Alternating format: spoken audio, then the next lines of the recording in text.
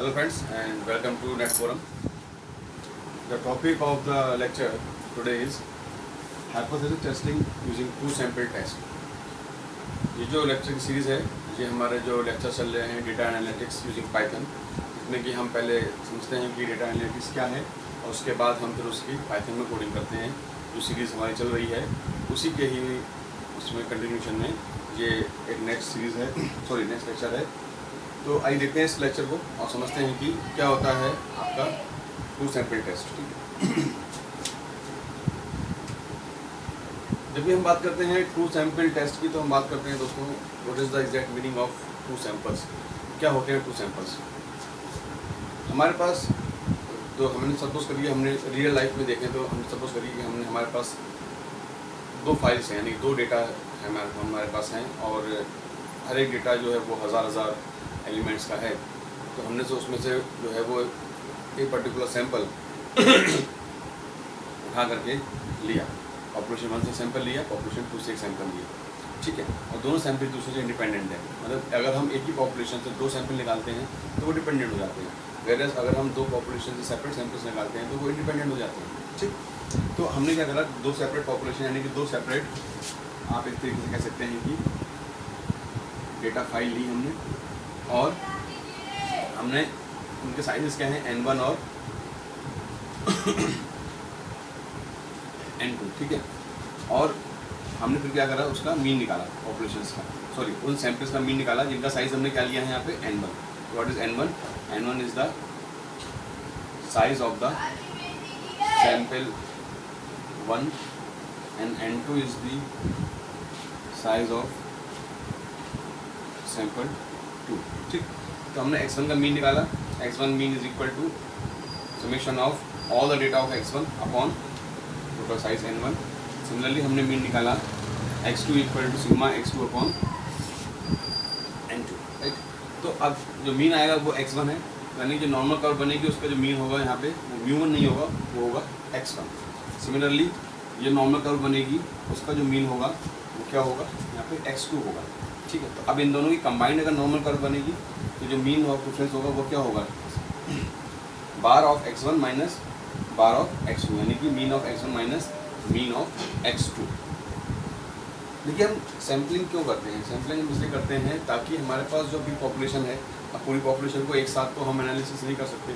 ठीक है, तो हम क्या करते हैं, स्मॉल सैम्पल्स उसमें निकालते हैं और हम उस पर डिडक्शन करते हैं, उस पर हम एक पर्टिकुलर प्रिडिक्शन करते हैं और ये देखते हैं कि हमारा सैंपल से हमने प्रिडिक्शन किया है वो कितना सही है।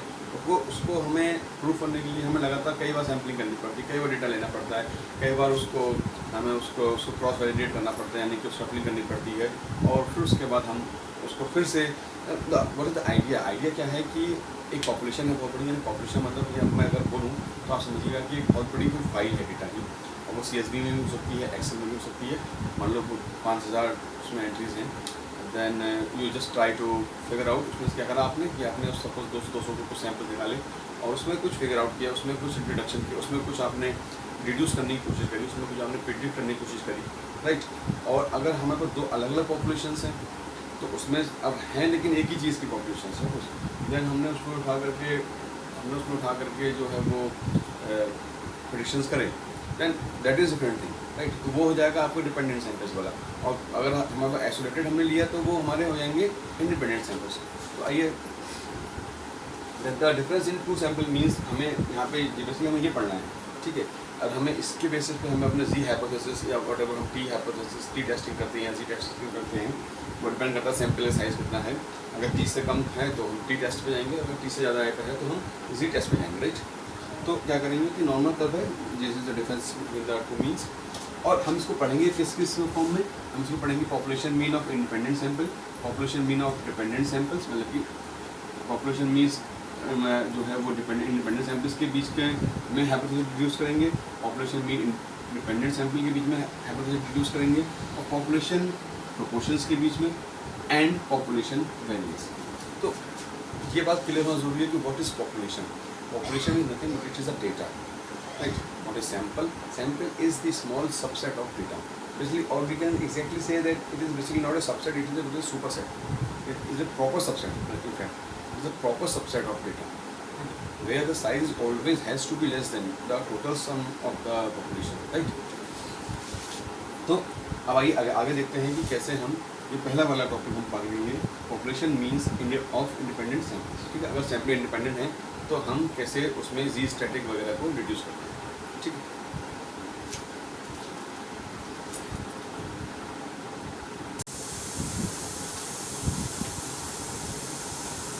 So welcome back, and we were discussing about the population means of independent samples। जो पहला वाला टॉपिक था हम उसी में डिस्कस कर रहे हैं। तो हमने इसको समझने के लिए यहाँ पे कुछ एजम्पशंस लिए हुए हैं। तो पहला एजम्पशन कह रहा है कि sample means are randomly drawn. क्या मतलब हुआ? आजकल हमें पता है कि कोविड का बहुत ज़्यादा जो है वो वायरस का इम्पैक्ट, एक तरीके से पैंडेमिक एक डिजीज़ फैली हुई है। तो इसी के ऊपर लेकर के बात करते हैं। सपोज करिए मेरे पास दो आपके पास स्टूडेंट्स हैं मेरे पास। मैंने उनसे कहा कि भाई आप लोग अपने अपने सोर्सेज से जा करके डेटा लेकर के आइए कि कितने कंफर्म नंबर ऑफ केसेस हैं पर स्टेट में, ठीक है।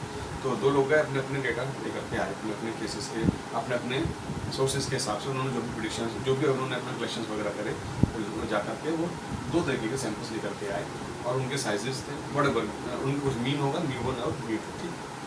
तो क्या कह रहा है कि रैंडम सैंपल्स रैंडमली ड्रॉन, मतलब ऐसा नहीं होना चाहिए कि कुछ should not be based on any type of biasing and any type of rigid mindset. It should be very very randomly drawn, right. So कह रहे हैं samples are randomly drawn, they should be drawn at random.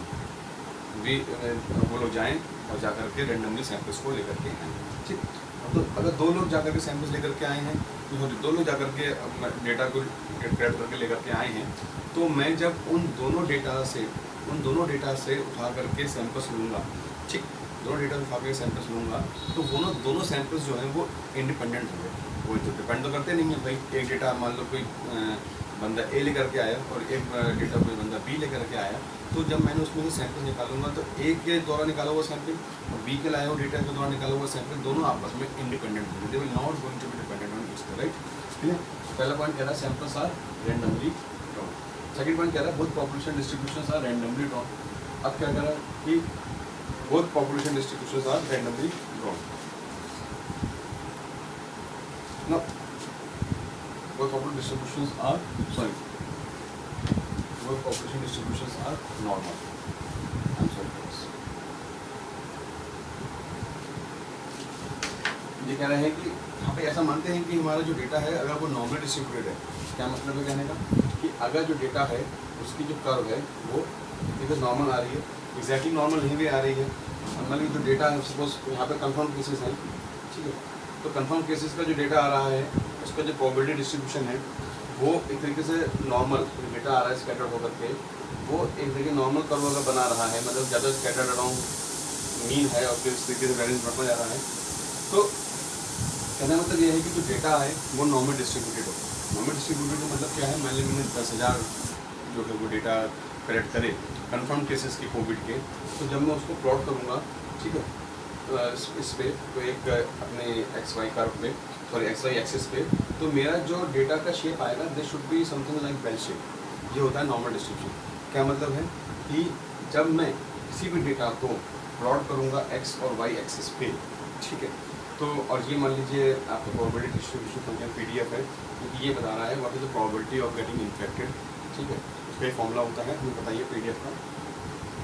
उस पर जब मैं इस data को feed करूँगा, प्लॉट करूँगा, फीड करूँगा जो फॉर्मूला लगा करके प्रोबेबिलिटी डिस्ट्रीब्यूशन फंक्शन का, तो मेरा जो डेटा प्लॉट करके आएगा, ठीक है, ये मेरा PDF होता है, PDF, ठीक। तो जब मैं इस पर डेटा को मैं अपना प्लॉट करूँगा, ये X हो गया, तो जो डेटा मेरा प्लॉट होकर के आएगा PDF के अगेंस्ट में, तो वो एक नॉर्मल कर्व ड्रॉन करनी चाहिए। ये मतलब है कहने का, डेटा को जब हम XY एक्सिस पे आपका जाकर के फीड करते हैं जो, तो उसकी जो शेप आए वो आपकी नॉर्मल आनी चाहिए। The population distribution should be normal. अगला पॉइंट कह रहा है पॉपुलेशन वेरिएंस इज नोन। क्या है कि पॉपुलेशन वेरिएंस अगर हमें नोन होता है तो हमें पता होता है कि डेटा कितना ज़्यादा स्कैटर्ड है, ठीक है। अब होता क्या है कि जब डेटा ज़्यादा स्कैटर्ड होता है तो हमें ये ध्यान रखना पड़ता है कि डेटा जो है वो ओवरफिटिंग की प्रॉब्लम में ना फंस जाए। You try to avoid overfitting, ठीक है, फॉर मोर वेरिएंस, राइट। अगर वेरिएंस ज़्यादा है और मोर वेरिएंस, अगर वेरिएंस ज़्यादा है तो हम ये सोचते हैं कि हम ये कोशिश करते हैं कि we should not fail in trap of the overfitting. Overfitting में क्या होता है, अगर हम डेटा को ओवरफिट कर देते हैं तो अगर हम उसमें कोई बड़ा चेंज भी करते हैं, राइट, तो वो मॉडल में रिफ्लेक्ट नहीं होता है। ठीक है, तो हम ऐसा मान के चल रहे हैं samples are randomly drawn, both population distribution और नॉर्मल, एंड हमें पॉपुलेशन का वेरिएंस पता है, यानी कि जो भी सैंपल कलेक्ट करके लाए हैं उनको ये पता है कि सिग्मा 1 स्क्वायर की वैल्यू क्या है और सिग्मा 2 स्क्वायर की वैल्यू क्या है, यानी कि they are very much aware about the variance. Clear, यानी कि x माइनस म्यू का होल स्क्वायर अपॉन n उन्हें पता है क्या होता है। अब आइए इसका एक फॉर्मूला डिड्यूस करते हैं।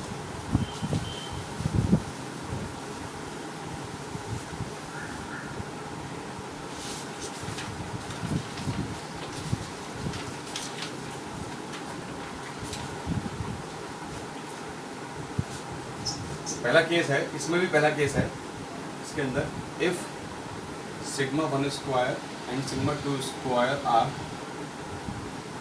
नोन, कह रहे हैं कि अगर सिग्मा 1 स्क्वायर और सिग्मा 2 स्क्वायर नोन है, यानी कि हम कह सकते हैं we are aware about the variance of to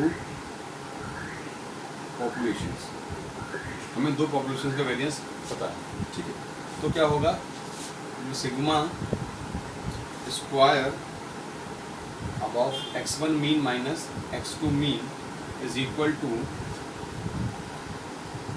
sigma 1 square upon n1 plus sigma 2 square upon n2। अब n1 n2 क्या है, ये है आपके size of sample 1 and it is size of sample 2, right. Variances जो है वो सैंपल के हमने वही रखे हैं जो पॉपुलेशन होते हैं और वो होते भी सेम ही हैं। अब ये है आपका this the formula to calculate the variance of the sample where we are calculating the difference between the two samples. So difference between the two sample का जो वेरिएंस है वो हम ऐसे दिखाएंगे, यानी कि दोनों सैंपल के बीच का जो वेरिएंस का डिफरेंस है। अब इसमें टेस्ट स्टैटिक कौन सी लेंगे, now the test static which we will take is z, so we have assumed the size is greater than 30, sample का जो साइज है वो greater than 30 है, तो z स्टैटिक जो लेंगे तो उसका फॉर्मूला होगा x1 x2 माइनस, हम यहाँ पे एक वैल्यू एक और एक कॉन्स्टेंट लेंगे, इसका नाम रखेंगे d not upon under root of sigma square x1 mean minus x2 mean. अब आपको बताइए ये तो स्टैंडर्ड डेविएशन होता है, ठीक है, because you know the formula standard deviation is nothing but under root of value. Now what is this d not, d not क्या होता है, d not is basically the difference between the means of the population. ठीक है, तो जो main population थी, यानी कि जो दो लोग डेटा लेकर के आए थे ए और बी कोविड का, उनका भी तो कुछ मीन होगा v1 and v2, so d naught is basically the difference between the means of the two populations। ठीक है, तो अब हमारे पास सैंपल मीन भी होगा, sample mean of second sample, sample mean of first sample, sample mean of second sample minus difference between the means of the populations calculated by a and b upon standard deviation which is calculated by this formula. तो हमारे पास जी score आ जाएगा। अब जी score जब आ जाएगा तो हम check कर सकते हैं कि हमारी हाइपोथेसिस एक्सेप्ट होगी कि रिजेक्ट होगी, जिसके लेक्चर्स हम पहले बता चुके हैं। क्या करना होता है, हमें बस जो हम जी कैलकुलेटेड होती है उसको हमें कंपेयर करना होता है किससे, जी क्रिटिकल से, जो कि एक अल्फ़ा के अगेंस्ट में वैल्यू होती है। हम देख लेते हैं कि हमारी जो जी है वो रिजेक्शन रीजन में लाई कर रही है कि एक्सेप्टेंस रीजन में लाई कर रही है जी। अगर जी कैलकुलेटेड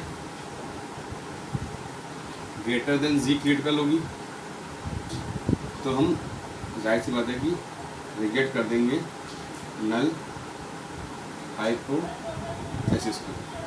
ठीक है, और पी वैल्यू अगर लेस देन अल्फ़ा वैल्यू होगी तो फिर हम रिजेक्ट कर देंगे नल हाइपोथेसिस को।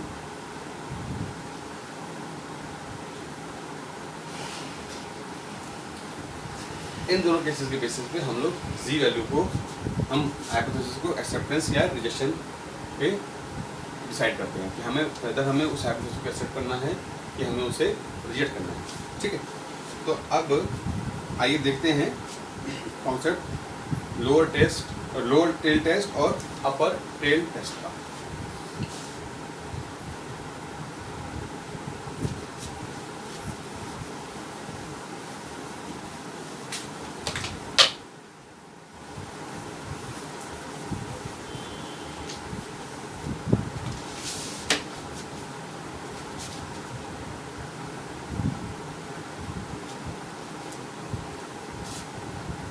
Now, first one, H naught, आपकी H naught क्या है? Null hypothesis. ये हमेशा हमें पता होता है कि नल हाइपोथेसिस में इक्वल टू का साइन जरूर होता है, माने कि ग्रेटर देन इक्वल टू 0। अगर मैं लेता हूँ कि नल हाइपोथेसिस कह रहा है कि ये दो पॉपुलेशन जो मिली थी A और B, μ1 एंड μ2, कह रहा है कि the difference between the mean is greater than और इक्वल टू 0। ठीक है, इक्वल टू साइन हमेशा नल हाइपोथेसिस के साथ रहेगा, ये ध्यान रखिए। ऑल्टरनेटिव हाइपोथेसिस H1 होती है, तो ऑल्टरनेटिव क्या हो जाएगी? Less than 0। ठीक, अब ये साइन देखिएगा, ये साइन जिस तरफ होगा वो टेल टेस्ट होगा, उस साइड में रिजेक्शन रीजन बनेगा। ठीक है, ये आपका μ1 माइनस μ2 कह सकते हैं इसको। तो अब ये लेफ्ट टेल टेस्ट है, तो आपको ये रिजेक्शन रीजन बनेगा, रिजेक्शन टू दिस वन, और ये आपकी अल्फा की वैल्यू हो जाएगी, इसके बेसिस पे आपका रिजेक्शन रीजन बनेगा। तो it is a left tail test. Similarly अब कह रहा है H not μ1 minus μ2 should be less than equal to 0 and H1 is μ1 minus μ2 greater than 0, right? Now direction of the arrow is on the right hand side.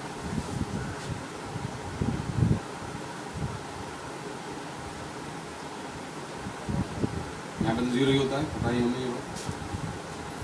So now the rejection region will be on the right hand side. So now in the third one, μ1 minus μ2 is equal to 0. So now for H1 it is μ1 minus μ2 is not equal. So it is not equal to 0. You are going to have rejection region with half of the value of Z alpha. यहाँ पे Z alpha कह लो या फिर alpha कह लो, इसमें कोई फर्क नहीं पड़ता यहाँ पे, लेकिन यहाँ पे जो है वो अल्फा बाई 2 अल्फा बाई 2, इसी अल्फा बाई 2 कर लो। चलो ठीक है, इसमें हम पी की वैल्यू निकालेंगे और वो जो है वो डिपेंड करता है कि अगर उनमें से किसी रीजन में लाई कर गई तो रिजेक्ट हो जाएगी, और अगर एक्सेप्टेंस रीजन में लाई करी तो एक्सेप्ट हो जाएगी। तो इसका एक्सेप्टेंस रीजन इतना बड़ा होगा, इसका ये पूरा एक्सेप्टेंस रीजन होगा, तो नहीं होगा, सॉरी मैंने समझाने के लिए बना दिया था। ठीक, तो इस तरीके से ये 3 टाइप के टेल टेस्ट होते हैं, वो sample test. Now in the next lecture we going to examine the problem. एक प्रॉब्लम लेंगे और उसकी हेल्प से देखेंगे कि कैसे 2 सैंपल टेस्ट वर्क करते हैं। थैंक यू वेरी मच, और प्लीज़ सब्सक्राइब करिए मेरे चैनल को।